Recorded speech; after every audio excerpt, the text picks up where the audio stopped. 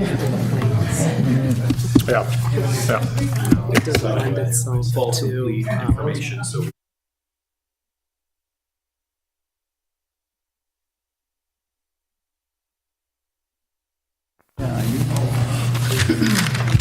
Good evening. I call the December 17th, 2024 meeting of the Sarpy County Planning Commission to order at 7 p.m. Ms. Timby, could you please call the roll? Ackley, Here. Vernock, Here. Matea, Here. Van Wielden, Here. Whitfield, Huddleston, here. Dembinski, Here. Giff, Here. Weiss, Kyrlieber. Here. We have a quorum. I invite you to join me now in the reciting of the Pledge of Allegiance.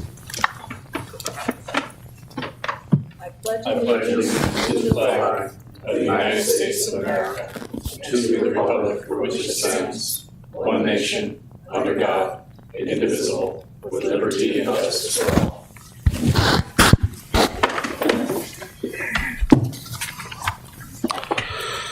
This is a public meeting subject to the Nebraska Open Meetings Act. A current copy of the law is located on the north wall of this room. Please feel free to review the law before making any comments. I'd like to do an introduction of the planning staff and legal counsel.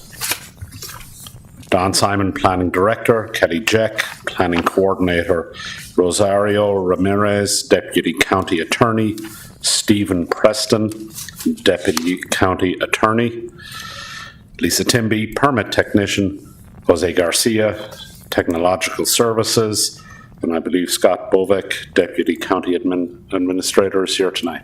There we go, over there. Thank you. This time now is designated for individuals to address the Commission on topics not otherwise listed on the agenda. Ms. Timby, has anyone signed up to speak? No, they have not. Okay, thank you. If no one has signed up to speak, and seeing none, we will move forward with the next agenda item. The first order of business is to approve or edit the minutes from the prior meeting. At this time, I will entertain a motion to approve the meetings of the October 15, 2024 meeting. motion. Seconded. Who made the motion? Matia. Okay, Second by Giff. thank you. Please vote.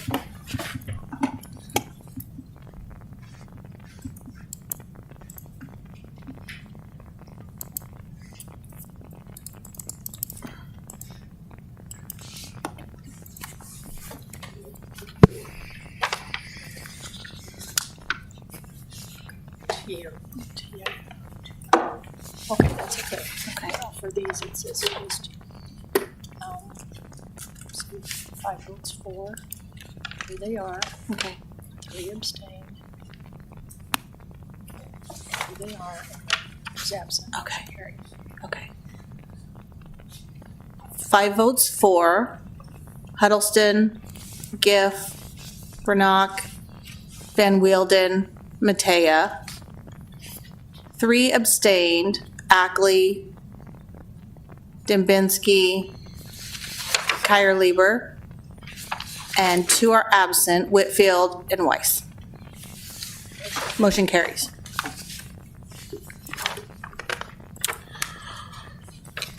Okay, let's move on to the public hearing portion of the meeting. Each agenda item will adhere to the following format as detailed in the Sarpy County Planning Commission bylaws. The planning staff will introduce and briefly explain the agenda item. The applicant or the applicant's representative will be given 5 minutes to provide information about the project to the Commission. After the applicant's presentation, I open the floor to public comment. Please keep your comments relevant to the agenda item, and to keep the meeting moving, please avoid repeating what others have said. I notice we have for one agenda item number of people tonight. At that point, if you wish to come up and speak as part of the public, you'll be given 5 minutes to speak. You cannot save your time for someone else. Once everybody has given their opinion, I will close the public portion of the agenda item. The applicant or the applicant's representative can respond to any questions or concerns raised and rebut any comments. Next, I'll close the public hearing, and the members of the Planning Commission will discuss the agenda item. During this discussion, the commissioners may ask questions of anyone involved in the project. There is no requirement for rebuttals from others. There is no time limit for this discussion. Okay then, first item on the regular agenda tonight is 18606 Cornish Road LLC. Members have submitted applications for consideration of a rezoning from AG Agricultural Farmer District to RE2 Residential Estates 2 District and a preliminary plat for a subdivision to be known as Cornish Ridge, lots 1 through 8 and outlots A through G, being platting on the east half southwest 1/4 and east half of tax lot 2 in section 5, T12 North, R11E of the 6th Post Meridian, Sarpy County, Nebraska. This property is addressed at 18606 Cornish Road and is generally located northeast of 192nd Street and Cornish Road. Good evening, Commissioners. For your consideration tonight are applications for rezoning and a preliminary plat for a residential subdivision consisting of 8 lots and 7 outlots on a portion of a 95-acre parcel located northeast of 192nd Street and Cornish Road. The northern, approximately 40 acres of this parcel will be deeded to an adjacent landowner for continued agricultural use. The area that is located within the Sarpy County and City's wastewater agency jurisdiction is within that area. The proposed plat is not within the agency jurisdiction. The subject property contains a single-family residence which will remain on one of the proposed lots, Lot 2. All right. Future land use designation of the subject property is agriculture. The proposed RE2 zoning is consistent with this future land use designation. The 8 residential lots are each over 3 acres in size and will be served by a community well, individual septic systems, electricity by OPPD, and propane gas. This development is within the conservation zone of the growth management zone of our comprehensive plan. This requires 40% of the total development be protected as an outlot within a conservation easement, with a conservation easement. To meet this requirement, the development is setting aside the 40% in various outlots. 4 of the outlots, here, here, here, and here, will be owned, maintained by the adjacent property owner. And the 3 remaining outlots will remain owned and maintained by the developer. Access to the development is from Cornish Road. The internal roadway is located on dedicated right-of-way, 66 feet in width. It provides for future connection to developments in the future to the north, west, east. The internal road will be surfaced with gravel and will need to meet county specifications. The subdivision regulations allow for the paving requirements to be waived if all lots have a minimum street frontage width of 200 feet or more.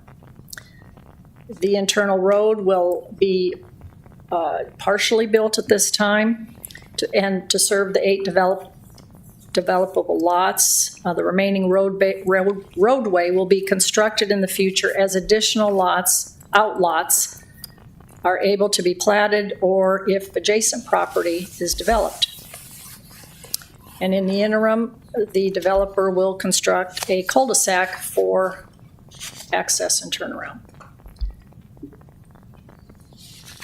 Staff recommends approval of the rezoning from AG to RE2 for this subdivision known as Cornish Ridge, lots 1 through 8 and outlots A through G, subject to the comments and attachments in the recommendation report.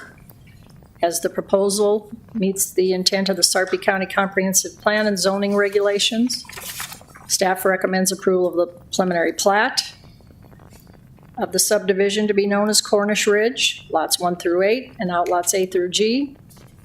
Again, subject to comments and attachments in the Planning Department recommendation report. As the proposal is consistent with the comprehensive plan and meets the intent of the Sarpy County zoning and subdivision regulations, with the following conditions: coordination with the county on the community water system, and again, addressing comments provided by other departments and agencies, and addressing any other comments from the planning staff.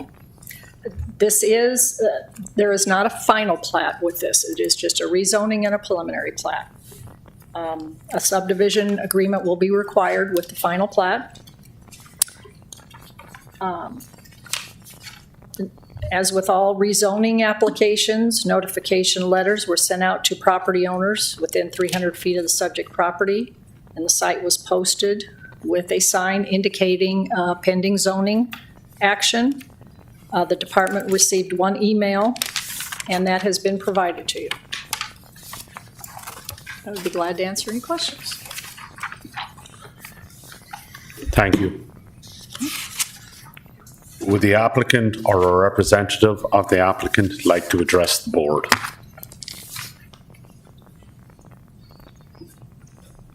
Mitch Scanlon with the applicant, 18606 Cornish Road LLC. Kelly did a pretty good job explaining the farmstead being subdivided into 8 individual acreage lots ranging from 3 to 8 acre parcels. But here, happy to answer any questions you guys may have. Thank you. I'll now open the public hearing for this item. I invite you to give your input on the proposed action.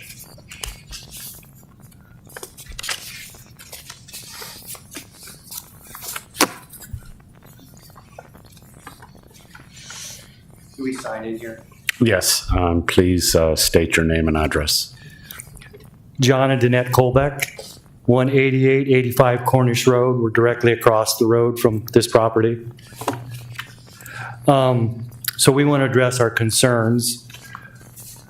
I guess, first of all, we're disappointed. Mad, I guess, would be a word to use. We bought our farm 35 years ago in the intentions of leaving it all agricultural, which we have.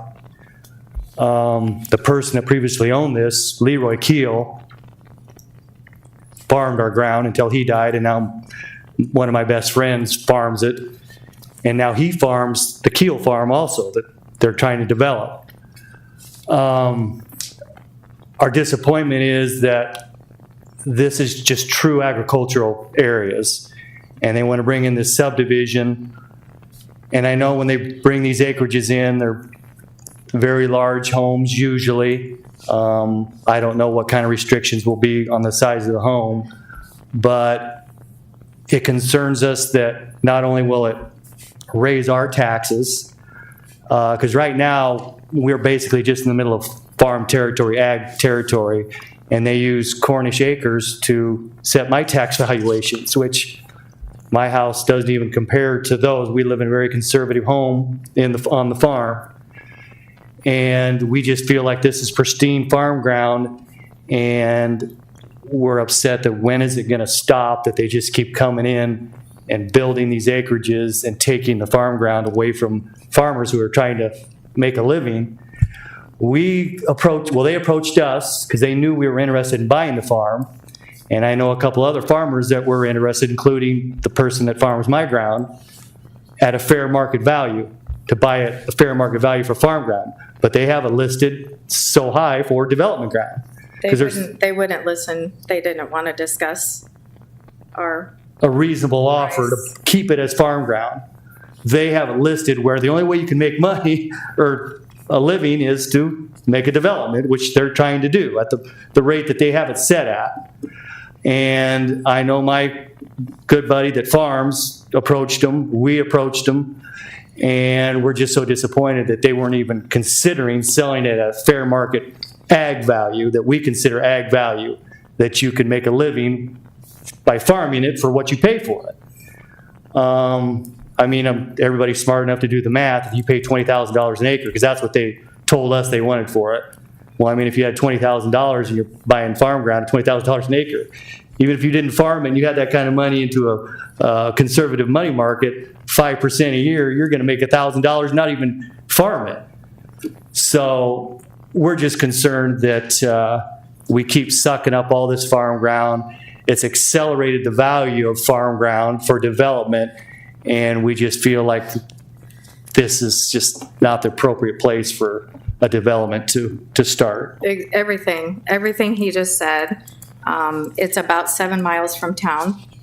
And so the logistics of any type of services, it's just not practical. We made a choice to buy our land out there. We paid $1,200 an acre 35 years ago for our land. And so we splurged and bought it to raise our 4 kids. We followed the county's rules. We built one house on it, on the 20-acre lot that we bought. And so we followed the rules. That's the rule. That's the law. Why are we not following that anymore? We're taking up farm ground, and who's going to feed us? If we keep selling this farm ground for the highest bidder, and the conspiracy theories throughout the year was that China's buying our land.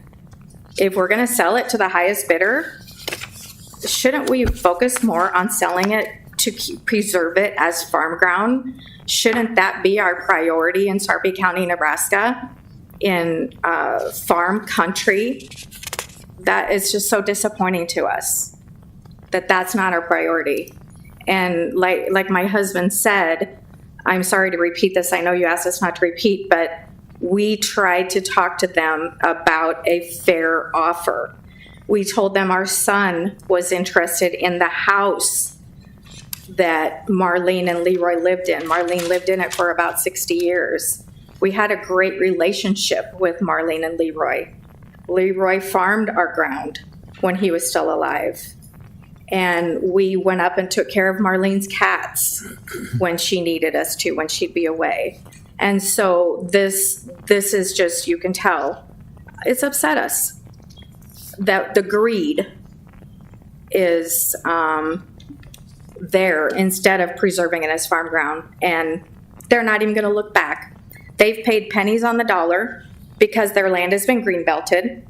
They inherited the ground. They weren't raised there. They inherited it. They've paid pennies on the dollar in real estate taxes to this county, and they're going to turn around and sell it for an unbelievable price.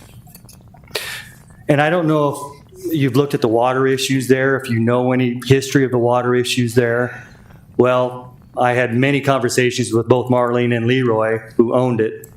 They had a cistern because they had a very, very weak well. Our well is weak to marginal, and I'm concerned. I don't know what kind of well they dug, but I know they dug many wells to find water. My concern is that going to affect my groundwater? Because my well right now is marginal. And when I built the house, they told me, well, it's a marginal well, but it should be here a long time, but it's not good. I don't have a cistern, but I know Marlene did. And like I say, I don't know the specifics of how much water they did find, but it does concern me. So what happens if they start affecting the groundwater? Because every one of my neighbors has trouble with their wells also. And like I say, I'd like to know what they really found there for water, because it's been known for years that that area is very weak with water. It's just, that's an issue there. And I feel fortunate, I lived there 37 years, and my well, thank God, I haven't had any problems, but Yeah. I don't know what they will do when they start having 8, 10 houses pumping water out of the same community well, they're calling it. So apparently they've got one well and they're gonna pump into a huge cistern, I'm assuming, unless they found some huge aquifer that I don't know about. Yeah, But exactly. like I said, I don't know the specifics on that, but, And so. we have nothing against these two young men trying to make a living. I mean, we know them, we have nothing against that. It's about preserving farm ground in Sarpy County, Nebraska. That's what our concern is. Good, That's it. thank you. Thank you. Thank you.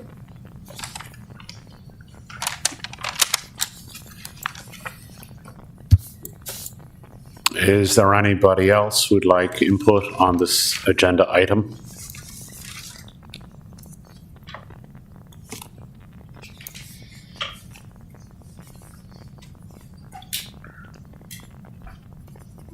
Morgan Colm with the developer. I just want to touch on a few things that they commented on. For starters, with it being that they want to conserve the farm ground. I live on an acreage in Sarpy County as well, and I do understand. I have 11 acres, not quite as much as them, but part of it is farm ground, so I do understand. With this, it's a 94 acre parcel to start with.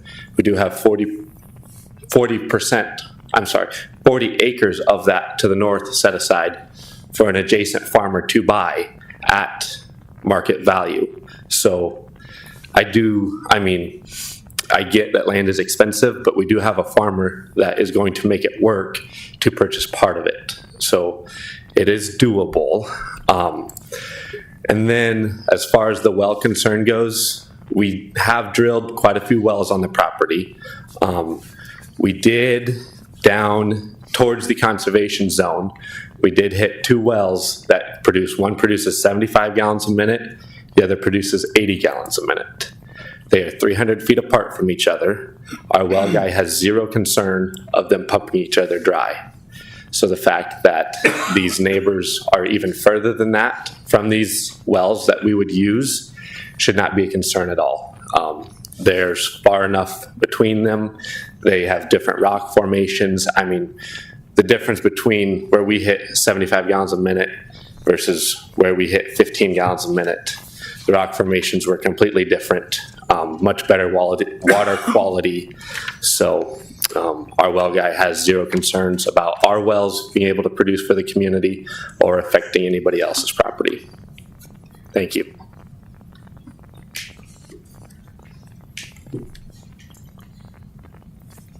Is there any other input? Then I'll close the public hearing. If there's any questions, comments from the commissioners?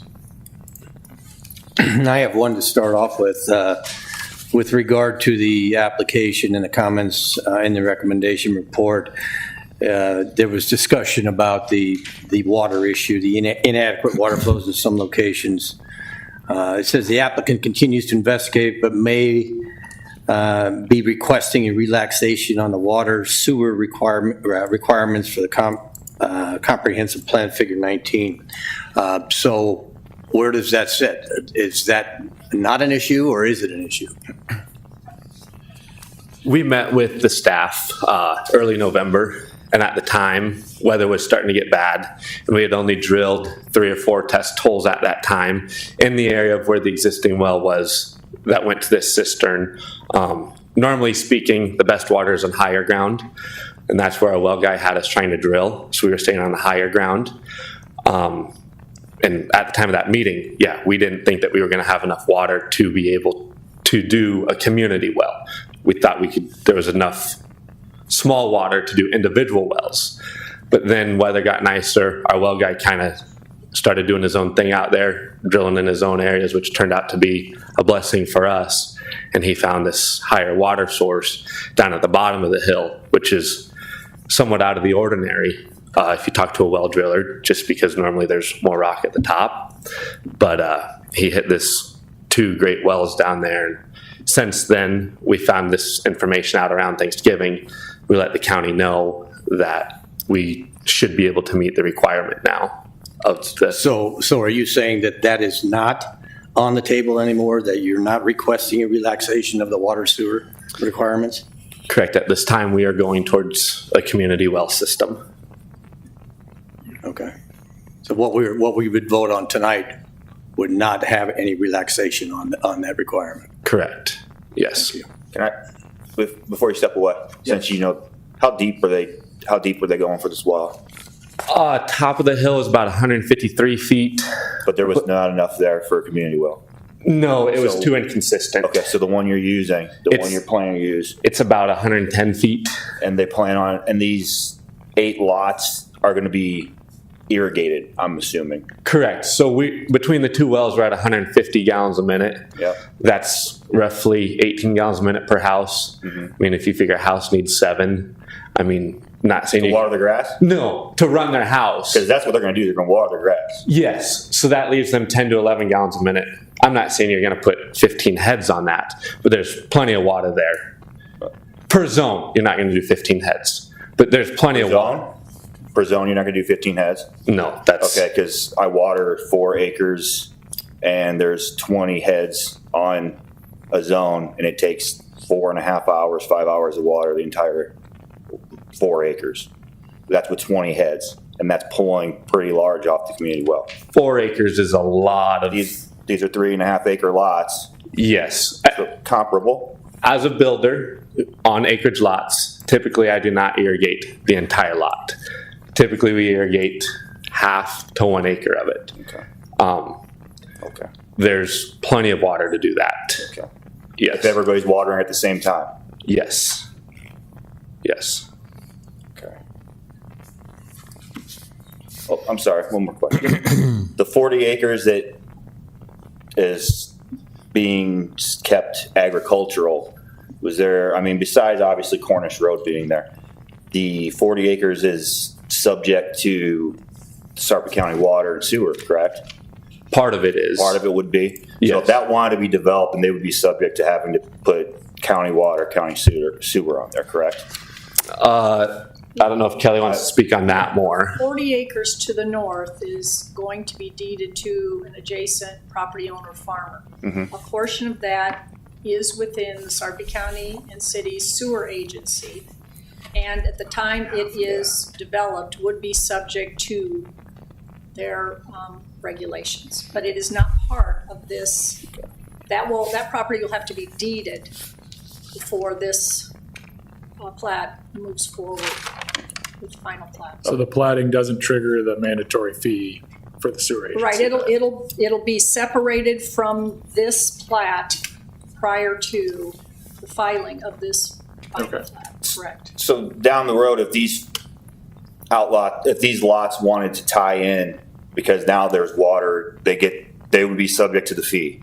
Yes, at some point, if the area grows and the sewer agency provides sewer to this area, then a connection fee for each lot. But this area isn't planned yet it isn't in the urban reserve zone. It isn't planned for sewer Okay, at this time. thank you. You're welcome.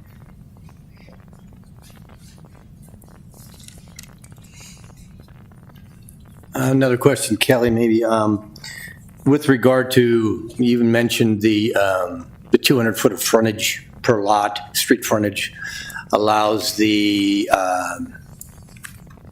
road to be a gravel surfaced road. Is there no delineation when we're talking about 200 feet, whether it is on platted yet undeveloped roads and cul-de-sacs as opposed to 200 feet of actual road surface? Because I notice in the plat, we come up to a cul-de-sac here, there is a T in the road and it goes to east and west and north, but none of that's going to be built. So we're dedicating road right away, but nothing's going to be constructed there. So what do we really, what do the regulations stay with regard to the 200 foot of frontage? And right here with So with these, this lot,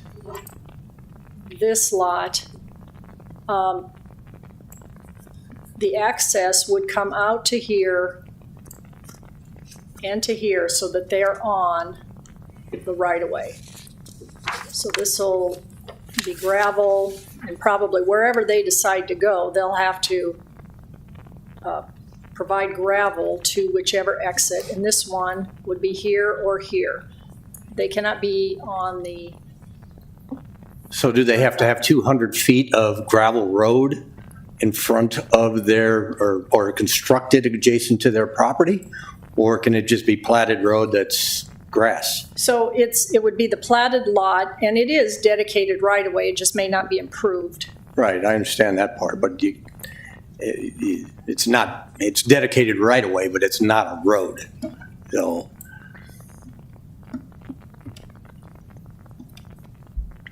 I don't know what the regulations are with regard to that, but I just question that, so. So so good question. I would say it would have to be gravel to wherever access is on each lot. I guess we don't have the subdivision agreement in front of us, but that may Not yet, a lot of specify detail, yeah, a how lot of that would- details will come out as we get, I think the idea of a preliminary plat is, do we accept this concept? And then there are details that need to be worked out. So I will make a note of that. You know, I mean, we've had some of these in the past, and I've brought this question up before. It's like, okay, we plat these future roads, but we don't build them. So someday the property next door gets developed, and we want to tie onto this road. Who's gonna build? Who's paying for the 3 legs on this road that are right now a grass field? Yeah, so those details will be in the subdivision agreement. Okay, all Yes. right. I have another question about the road system, kind of along the same vein. I assume it'll call out who has ownership and maintenance of it, of the right-of-way and that land now, and then transferring to another party in the future. Correct. Is there I guess, the triggering of who pays for it when, whether it's the developer or if the land were to ever sell? Is it a burden enforceable on an HOA or some sort of community organization? Otherwise, it's just going to fall to the county, which is Yeah, and those are the not what we details that are want. in a subdivision agreement. Right. Okay. If a preliminary plat is approved, can you remind me how long that preliminary plat is good for? Is there a time limit on that? I believe it's 1 year. It's 2 years, I think. I think it's It's two. 1 year though, before they. It's two in Yep. Omaha for sure. And is it true that if a preliminary plat is approved, they still have to come back before the planning commission and the county board to get their final plat approval? Right, and the rezoning is not in effect until a final plat is approved and filed at the Register of Deeds. So if you recommend approval of the rezoning, then that's just a recommendation to the final plat. If a final plat never comes forward, the rezoning does not go forward on its own.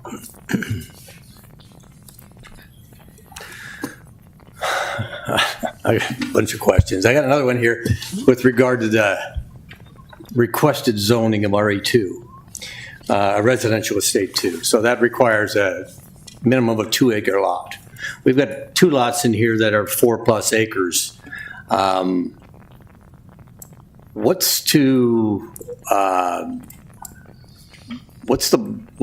would block somebody 10 years from now from taking that 4.1 acre lot and that's zoned RE2 and coming and splitting it into 2 lots? You don't require a zoning, we don't have to have a zoning change because it's already zoned. That's a good point. Septic, don't you need a larger field for septic? Wouldn't that be part of the final agreement anyway? I don't know. Yeah. Is it gonna be a requirement that you can't split these lots any further? I think that typically is written in the final agreement. And you'd be fighting the 200-foot frontage Yeah. requirement. Well, that's for the road, that's for paving the road. Yeah, but If the road was, you maybe see the his road's point already there? paved by then, and that's not an issue. I mean, I'm just thinking down the road, is, you know, if somebody's got a 4+ acre lot and it's zoned RE2, what's to preclude you from splitting into two acre lots? I think one of the answers is they would have to actually bring sewer out there for that, because you gotta have the 3 acre minimum, I believe, to have the percolating and the septic. Is that correct, Kelly, or Mr. Kellner, I see has appeared, if he would like to come up?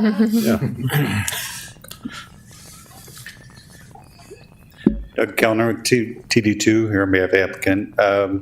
3 acres, you don't have to have the state approval, but if you go less than, you have to do perk tests and prove that it'll go to it. I don't know if the code, typically it's down to an acre. I don't know if the zoning code that allows you to go that low, but so it'd be the 2 acres But probably. you're right, we like to stay with 3 acres, but. You with can state get approval, approvals. You can go less.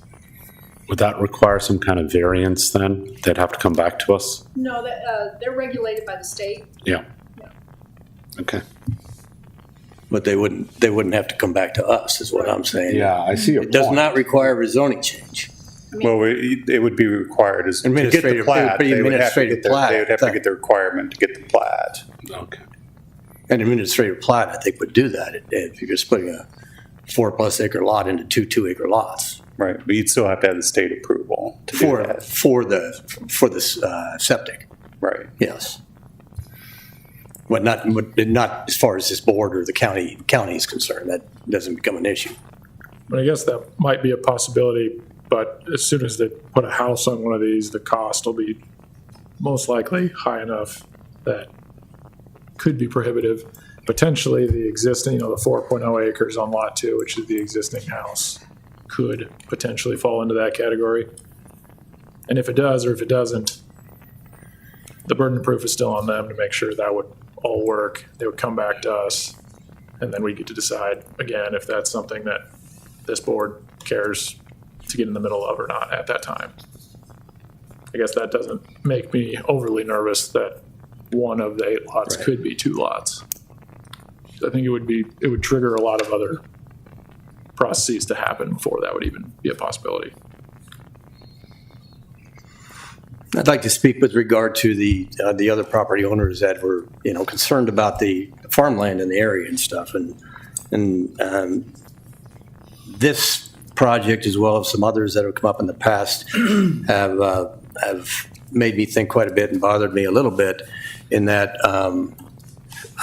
since I've been on this board for 9 years, and a lot of the activity that I've seen in the last 18 months has been these type of developments in the conservation zone. The sewer agency fees have created costs that are prohibitive with developing other areas, and I think what that's doing is pushing developers to these other areas, being the conservation zones. Well, our comprehensive, well, first of all, I mean, what we're asking for here is a zoning change. Well, the zoning change then comes back and makes me think, okay, first thing I got to look at is the comprehensive plan. How does the zoning change request meet the comp plan? And I look at the comp plan and I see that we have 4 growth development areas, and urban development, which is ready to go, urban reserve, which is just on the edge of the developed stuff that's next in line to be developed. Then we have a conservation zone, which is an area where this particular property is, and not all of this property, but the property that's being requested to be rezoned is in the conservation zone.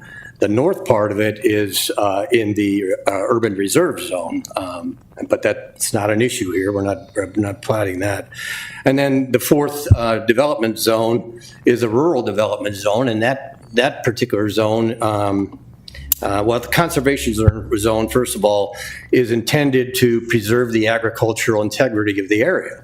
And I mean, I've read this all afternoon. It talks about keeping the agricultural integrity and allowing scattered acreages to low-density developments, but it kind of precludes to the idea of allowing those in areas, farmland areas that are not really good productive farmland.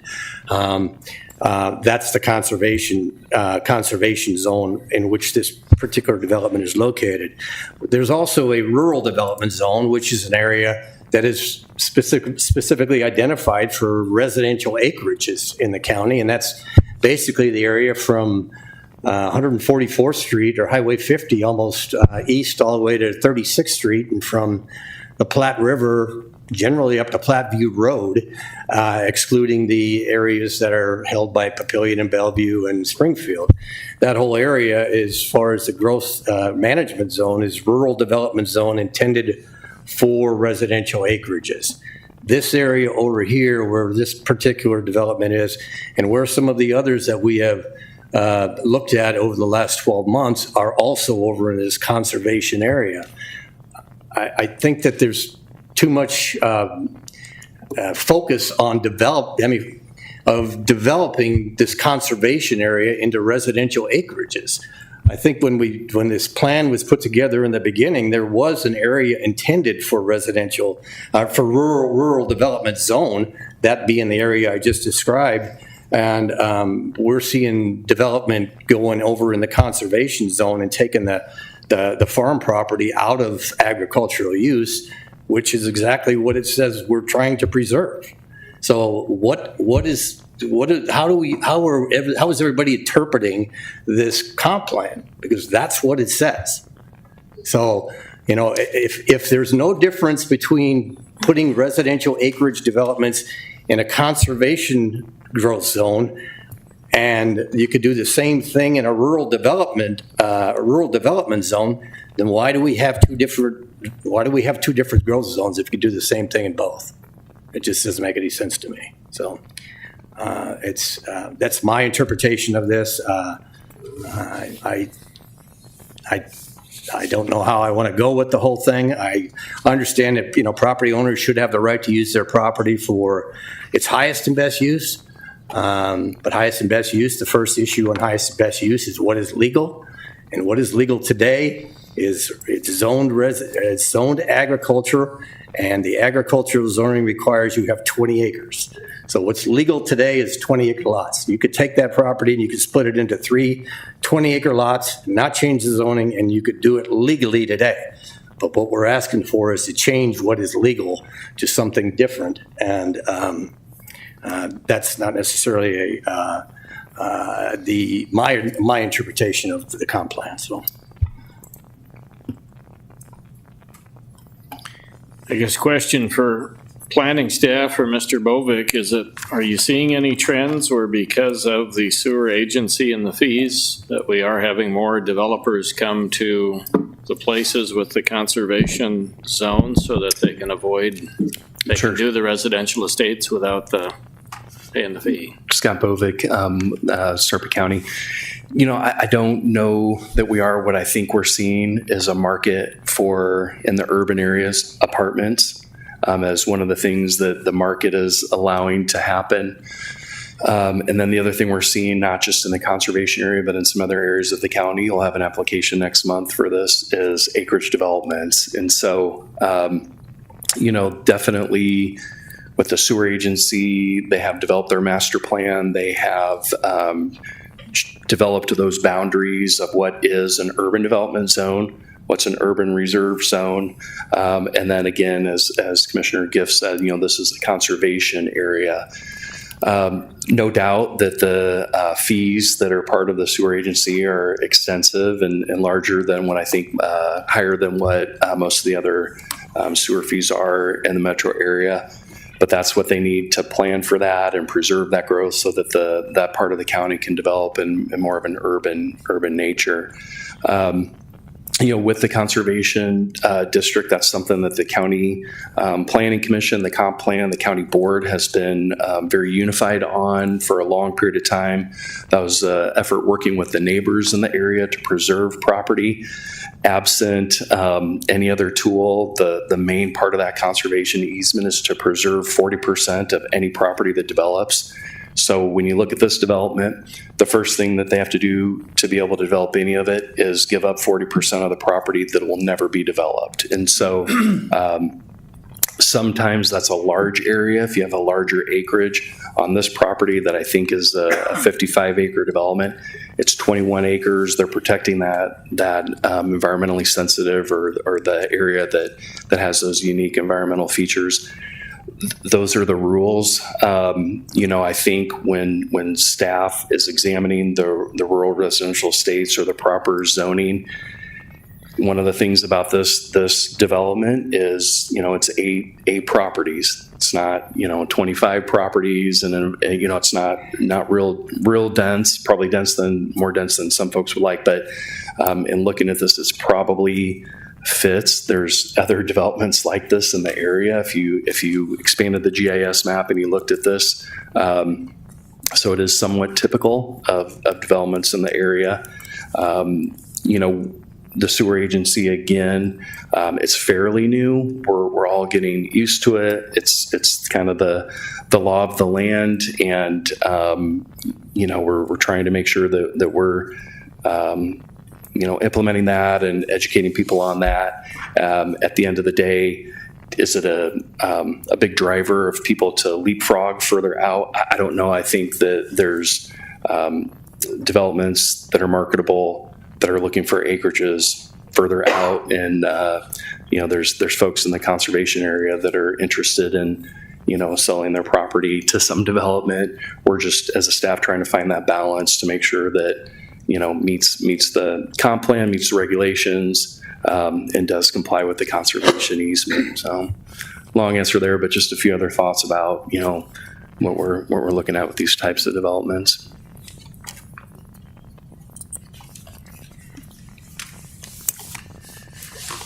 Question, I guess, for Ms. Jack on Lot 2.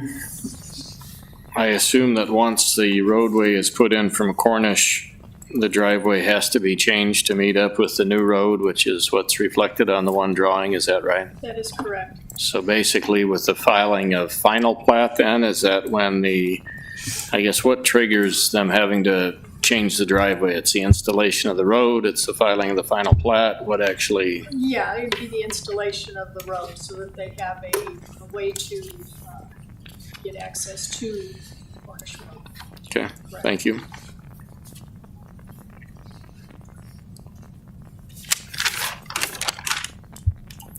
Question, I guess, for the applicant on the outlots. Are those planned for continued farming, just letting them go wild? Conservation, anything planned there? So those ones on the southwest corner are going to be, it's timber down there in that environmentally sensitive area. So those are going to stay timber and native grasses and what it currently is. The ones up on the northern corner are going to be farmed probably adjacent with that farmer to the north will probably just farm those extra, 3 to 6 acres, whatever it's going to be, if he can get his machinery in there.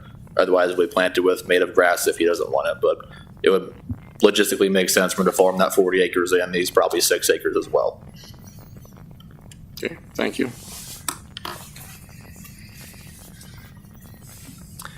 I was just going to say one last thing. It's that, with regard to what I said before and what Mr. Bovik said, and, it's not the sewer agency that's that's bringing on this discussion today. It's maybe the sewer agency that's causing some of the demand to be in the conservation zone. So, not pointing a finger at them. It's what we are looking at here with regard to platting and zoning. And if we have a conservation zone and we have a rural development zone, and if they both do the same thing, then the question is, why do we have both of those? There's got to be some distinguishable difference between the two. And if you look at the future land use plan behind behind both of those areas, the future land use in the conservation zone is ag. The future land use in the rural development zone is residential estate, okay? Totally different. You got your growth zones and you got your future land use. And if this board keeps allowing residential acreage developments, and if you let one go into the conservation zone, where do you draw the line? The guy next door comes in and says, I want to do the same thing. He just did it here. Why can't I do it? Where do we stop? And if we're not going to stop, then why do we have a conservation zone at all? That's my final comment. Thanks.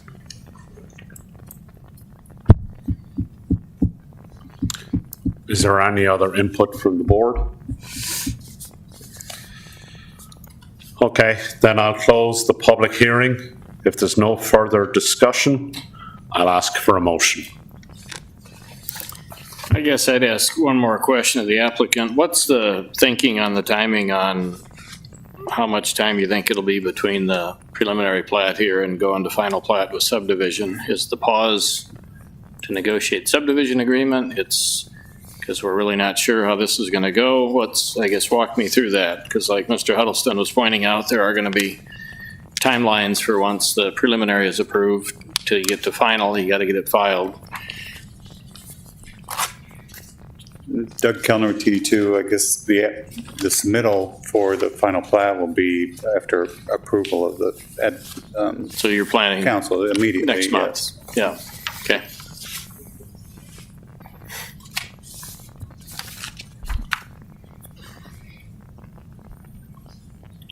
Again, I ask for a motion.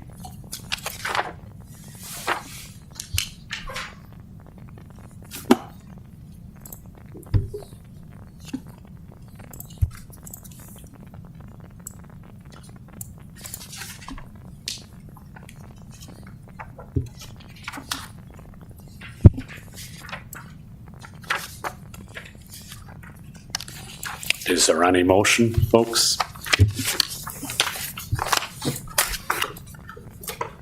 Mr. Giff raises an interesting issue. Comprehensive plans can change, that's for sure. But there is a question on where do you draw the lines? Clearly, the way the road is designed here, we're going to stub into 3 other potential developments, right?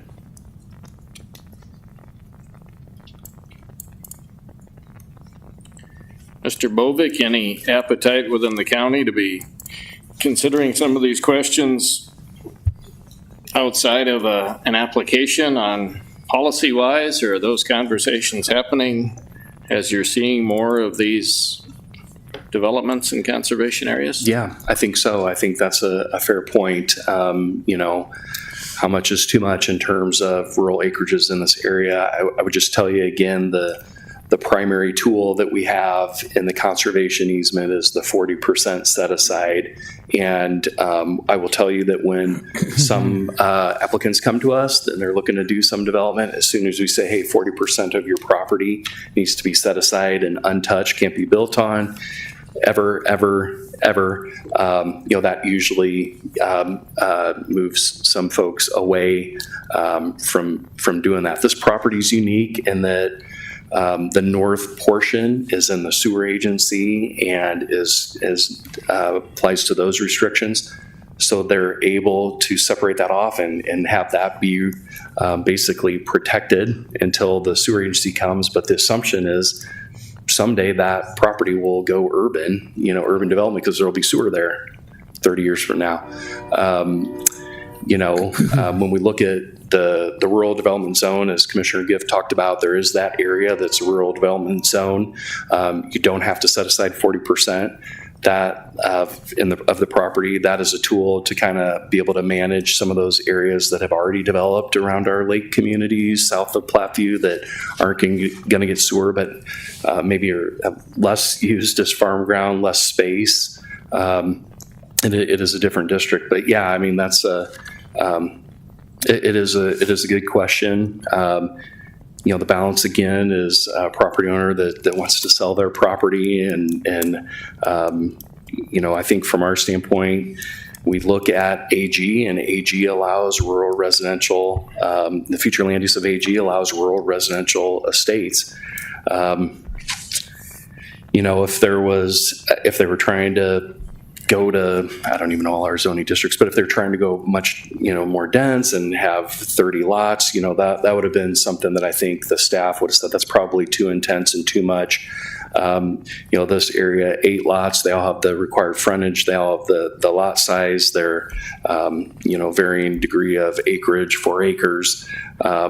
They're willing to construct the road, dedicate the right of way. Someday, if Cornish roads improve, they'll be responsible for contributing towards that improvement. They're setting aside the 40 acres of the property that is what we believe to be the environmentally sensitive area or the challenging topography that we should protect. It's a challenge in a fast-growing county that is the smallest county in the state. There's other areas, obviously, to the south of this that are large hills and challenging topography that just, clearly is conservation area that is going to limit itself to development. Some of these boundary areas that have some environmentally sensitive or challenging topography, but then are kind of, farmland. It's a tough call. So, Kelly, any other thoughts that you might have on that as we work with, this property owner or other applicants that call us every day looking for direction? Yeah, the challenge for us is, so we get requests for subdividing property in the agency area. And then we get requests like this, Scott's right. A lot of times the 40% set aside, in addition to contributions to street improvements, things like that. A lot of times people don't, they shy away from a development then. Again, in this case, there's 48 plus acres being deeded off and 40% being set aside. So I guess that's how you look at it. I guess, Mr. Giff, long-term, does it give you any comfort that, again, the agency and the sewer system will come adjoining to this, which again would indicate at some point, yeah, this is all meant to be developed? Someday, we're just not there yet. I think I've delved a little bit with the sewer agency. So realistically, when might that be that you see that developed on the north end of this?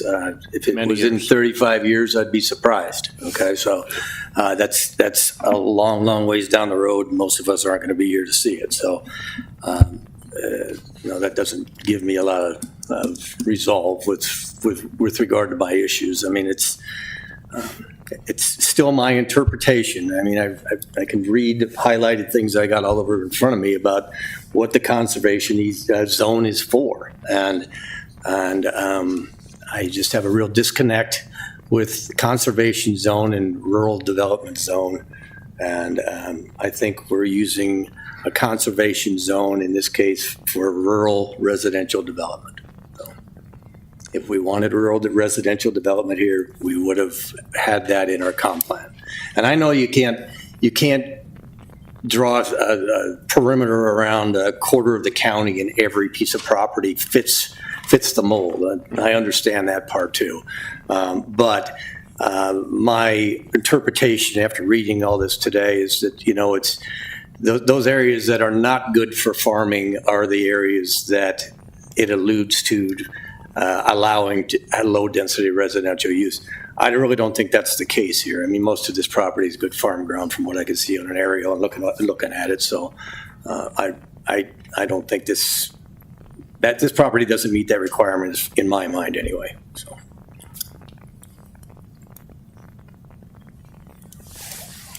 Well, I appreciate everything you said, and I think for the county that is a good discussion. Is there unintended consequences with more and more development that we're seeing in these areas just because it is cheaper for the developer on the residential estates?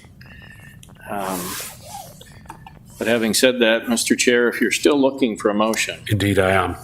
I would make a motion to approve of the rezoning from Ag to Farming District Residential 2, Residential Estates 2 District on the subdivision to be known as Cornish Ridge, lots 1 to 8, and outlots A to G, subject to the comments and attachments in the Planning Department recommendation report, as the proposal with the existing conditions meets the intent of the Sarpy County Comprehensive Plan and the zoning regulations. Second. Can I make a comment first? Sure. Tom, with regard to the waiver of the community water well, I thought that was going to be off the table, and that's in the comments. Do you intend that to be in your motion?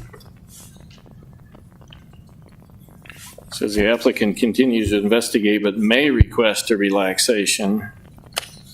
We were told. Is it the intent of staff that with that comment in there that we are going to relax it? Now that they've stated they've found enough water? No, they have stated that they will go with the community. Yeah, I think that, I don't think there's a request for a waiver anymore. I think they need to comply with I the think that, I mean, regulations. that's what the developer had said. Yep. But that's what he had said in this meeting, but that's not necessarily what it says in the notes and The comments. staff report was written about, had gone out, and then the applicant. Okay, so that's off the table. Could we add that as a condition to the 3 listed under the preliminary On the plat? preliminary plat. I'd be happy to add that the conditional approval that the subdivision agreement would not provide any relaxation on the water sewer requirements. Does that still have a second from you, Ms. Dombrowski? Second.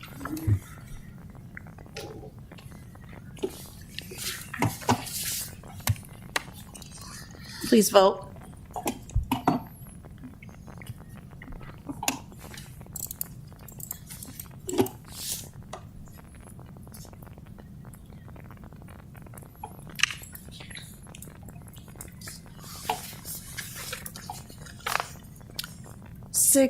Six yays: Ackley, Huddleston, Vernock, Dembinski, Van Wielden, Matea.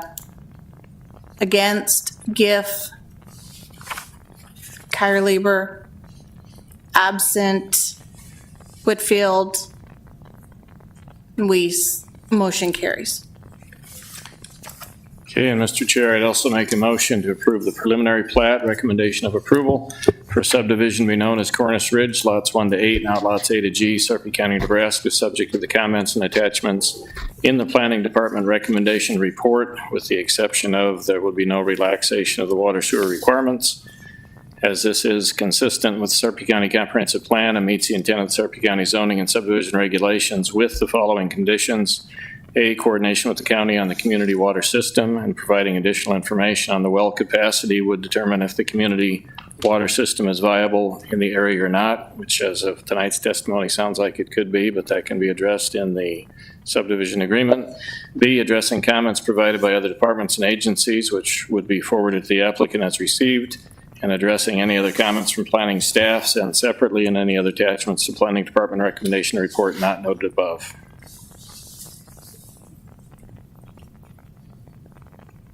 Second.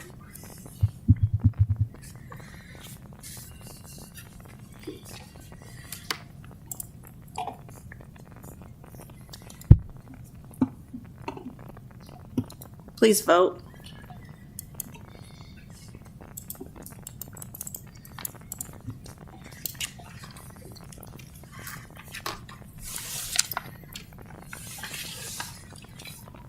Six yays: Ackley, Huddleston, Vernock, Dembinski, Van Wielden, Matea. 2 nays: Giff, Kyrlieber. 2 absent: Whitfield, Weiss. Motion carries.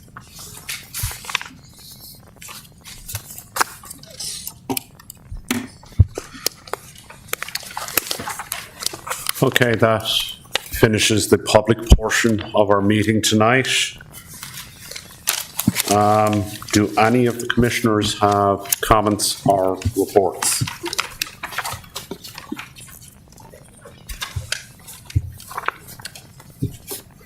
Planning Department. The county board approved the townhome development Sunset Meadows, rezoning, preliminary plat, final plat, special use permit, southwest of Harrison Street and Highway 6. They also approved the rezoning, preliminary and final plat for the one-lot subdivision known as Iski Hilltop, which is located northwest of 10th Street, Flat Road. This will be Marty Giff's final meeting. He has informed us. 9 years of service. Thank you, Marty. To our new commissioner, Thank you, Marty. It's fun working with everybody. Might not agree today, but but it was fun. Oh, good. And we have a new member tonight, too. yes. and our- So I'd like to formally welcome Melissa, and if you'd like to tell us a little bit about yourself there. I'm a longtime resident of Sarpy County, farm family, born and raised here, and I'm happy to be here. Thank you for welcoming me. Additionally, Tom Ackley and Caleb Van Wielden have agreed to be reappointed for another 3-year term. About that. Thank you, guys. The 2025 meeting dates should be in your information. We do have 2 items on the January 21st agenda. We've been working with a couple of applicants for a couple of months now, so mark that date on your calendar. And from the planning department and administration, we wish you happy holidays. And we'll see you in the new year. Thank you. With that, I will adjourn the meeting. Happy holidays. Nollag Hanavit.